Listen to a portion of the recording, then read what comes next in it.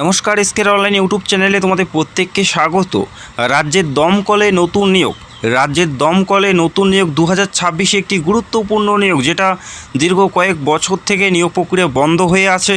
রাজ্যের দমকলে fire operator পদে নিয়োগ করা হচ্ছে, যেটা WBPSCর আন্ডারে কিন্তু নিয়োগটি করা হয়, অর্থাৎ রিক্রুটমেন্ট প্রসেসটি কমপ্লিট হয় WBPSCর মাধ্যমে। ফায়ার অপারেটর পদে নিয়োগ করা হচ্ছে, যেখানে টোটাল শূন্যপদ 2000 শূন্যপদে নিয়োগ করা হচ্ছে। যোগ্যতা মাধ্যমিক পাস। অলরেডি এই নিয়োগের একটি বড় আপডেট চলে আসছে। আশা করি যারা এই পদের জন্য দীর্ঘদিন থেকে প্রিপারেশন নিচ্ছ বা চাকরি করতে ইচ্ছুক, তো ভিডিওটি সম্পূর্ণ দেখো। যারা মাধ্যমিক পাস করেছো প্রত্যেকে তোমরা এই গুরুত্বপূর্ণ পদের জন্য যোগ্য এবং অ্যাপ্লাই করতে পারবে। রাজ্যের দমকলে নিয়োগ করা হচ্ছে। এই নিয়োগের প্রত্যেকটা তথ্য, বেতন থেকে শুরু করে মাঠ কী থাকবে, পরীক্ষা কত নম্বরের হবে, সিলেবাস কী আছে এবং বিগত যে নিয়োগটি হয়েছে সেই নিয়োগের কাট অফ মার্কস কত ছিল, প্রত্যেকটা বিষয় A to Z জানতে পারবে। তো ভিডিওটি অবশ্যই সম্পূর্ণ দেখার রিকোয়েস্ট করছি।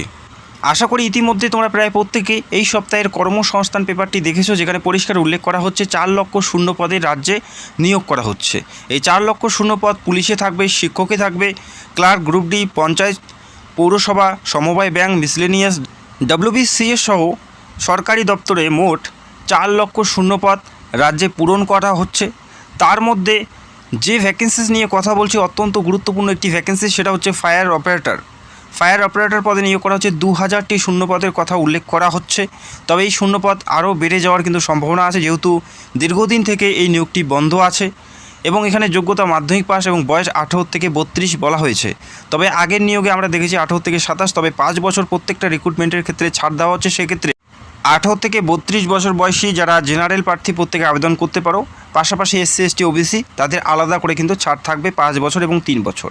তো আশা করি বুঝতে পারলে একটি গুরুত্বপূর্ণ নিয়োগ। তো এই নিয়োগের প্রত্যেকটা তথ্য দেখে নিচ্ছি। তো প্রথমে তোমাদের জানাচ্ছি, এখানে তোমাদের শুরুতেই যে বেতন থাকবে 30-এর কাছাকাছি বা 30+ বেতন কিন্তু তোমরা প্রথম মাস থেকেই পাবে। কেননা এখানে তোমাদের বেসিক পে 25,200 টাকা এবং গ্রেড পে থাকবে 2600 টাকা এবং বিভিন্ন সরকারি সুযোগ সুবিধা মিলে 30-এর কাছাকাছি কিন্তু তোমরা বেতন প্রথম মাস থেকে পেয়ে যাবে। এবং এই নিয়োগের ক্ষেত্রে যেটা সিলেকশন প্রসেস বা যে মাধ্যমে তোমাদের নিয়োগ করা হবে, রিটেন এক্সামের মাধ্যমে নিয়োগ করা হবে। তারপরে ফিজিক্যাল টেস্ট থাকবে। যারা লিখিত পরীক্ষায় পাশ করবে তারা ফিজিক্যাল টেস্টে ডাক পাবে, যেখানে ফিজিক্যাল টেস্ট এবং এন্ডুরেন্স টেস্ট, এই দুটি টেস্ট তোমাদের থাকবে। তারপরে থাকবে এই দুটি যারা কমপ্লিট করবে তাদের ইন্টারভিউ অর্থাৎ পার্সোনালিটি টেস্টে ডাকা হবে। এই কয়টি ধাপের মাধ্যমে নিয়োগ করা হবে, একটি মাত্র পরীক্ষা তোমাদের দিতে হবে। তবে এখানে ফিজিক্যাল টেস্ট কিন্তু অনেকটাই কঠিন বলতে পারো, যেখানে প্রিপারেশন বা প্র্যাকটিস না করলে কিন্তু সেটা কখনোই সম্ভব হবে না। তো ভিডিওটি দেখো, এখানে কি কি ফিজিক্যাল টেস্ট থাকবে, কতর মধ্যে পরীক্ষা থাকবে, আর কি কি বলা আছে, প্রত্যেকটা বিষয় আমরা স্টেপ বাই স্টেপ দেখে নেব। তো বারংবার রিকোয়েস্ট করছি অবশ্যই ভিডিওটি সম্পূর্ণ দেখবে, কারণ একটা গুরুত্বপূর্ণ নিয়োগ এই বছরের জন্য। আর চ্যানেলে সাবস্ক্রাইব করে রাখবে যারা প্রথমবার ভিজিট করছো, আর ভিডিওতে অবশ্যই একটি লাইক করে দেবে।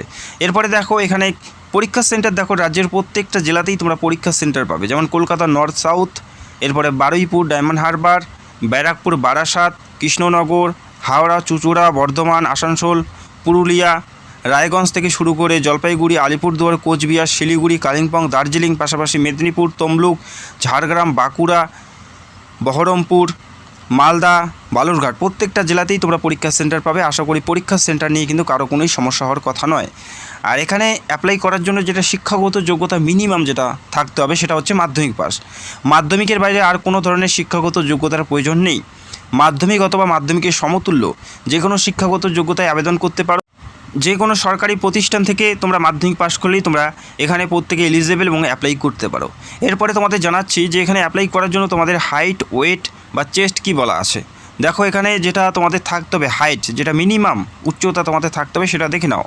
এখানে গোর্খা, গাড়োয়ালিস, রাজবংশী এবং হিল এরিয়া থেকে যারা বিলং করে এবং ST প্রার্থী তাদের বাদ দিয়ে প্রত্যেকেরই হাইট তোমাদের থাকতে হবে কত, 166 সেন্টিমিটার, 166.6 সেন্টিমিটার, 166.6 সেন্টিমিটার থাকতে হবে। গোর্খা, গাড়োয়ালিস, রাজবংশী এবং যারা হিল এরিয়া থেকে বিলং করে এবং ST প্রার্থী তাদের বাদ দিয়ে যারা জেনারেল OBC তাদের প্রত্যেকেরই এই হাইটটা থাকতে হচ্ছে 166.6 সেন্টিমিটার। চেস্ট থাকতে হবে 81.3 সেন্টিমিটার এবং ফুলিয়ে করতে হবে 2 থেকে 5 সেমি বেশি। তো আশা করি বুঝতে পারলে এটা হচ্ছে মিনিমাম ক্রাইটেরিয়া, এর মধ্যেই তোমাদের থাকতে হবে। এর থেকে কম হলে কিন্তু তোমরা এলিজিবল হবে না এই পোস্টে আবেদন করার জন্য। পাশাপাশি যারা গোর্খা, গাড়োয়ালিস, রাজবংশী এবং যারা ST প্রার্থী তাদের হাইট থাকতে হবে 160 সেন্টিমিটার মিনিমাম, 160-এর কম হলে যোগ্য নও।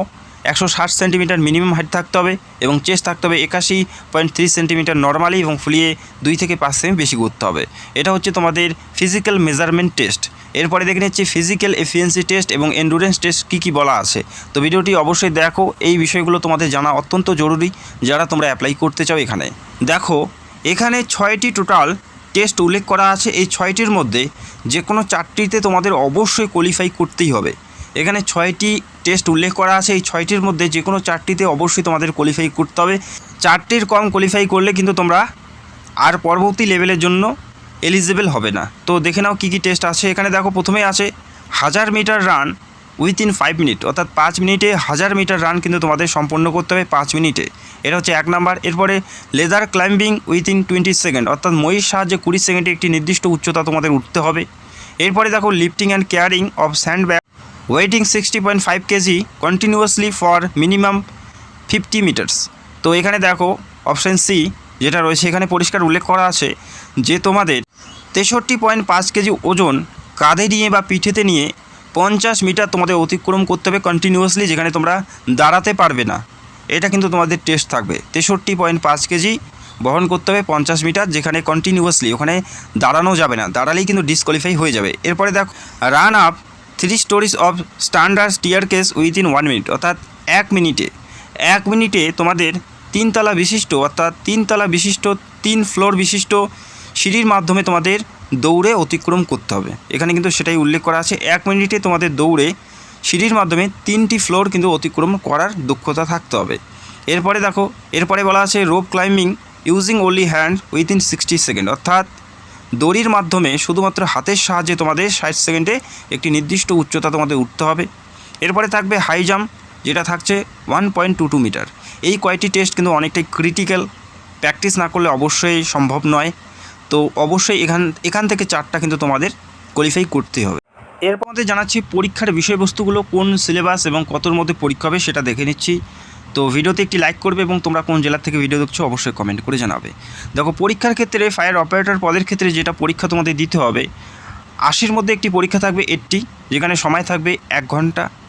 1 ঘন্টা তোমাদের পরীক্ষার জন্য সময় থাকবে। এমসিকিউ টাইপের প্রশ্ন থাকবে, 4টা করে অপশান দেওয়া হবে, সেখান থেকে সঠিক উত্তর বেছে নিতে হবে। প্রত্যেকটা প্রশ্নের মান 1 করে থাকবে। যেখানে দেখো, ইংলিশ থেকে 20টি প্রশ্ন 20 নাম্বারের, জেনারেল স্টাডিজ থেকে 40টি প্রশ্ন 40 এবং এরিথমেটিক থেকে 20টি প্রশ্ন 20-র মধ্যে। এবং যদি সিলেবাসগুলো দেখি, এখানে কিন্তু পুরো সিলেবাসটি উল্লেখ করা আছে। ইংলিশের ক্ষেত্রে যেগুলো তোমাদের পড়তে হবে, আর প্রশ্নের লেভেল অবশ্যই মাধ্যমিক স্ট্যান্ডার্ডের হবে। ইংলিশে যেগুলো পড়বে, fundamental of the English language, সার্চে vocabulary, grammar, sentence structure, synonym, antonyms এবং পাশাপাশি থাকবে কারেক্ট ইউজেস। আর আমি অবশ্যই খুব তাড়াতাড়ি বাংলা ভাষায় সিলেবাস নিয়ে আলোচনা করব, যেখানে 20 নাম্বার থাকবে ইংলিশে। আর যারা পুরো সিলেবাস জানতে চাও অবশ্যই কমেন্ট করবে।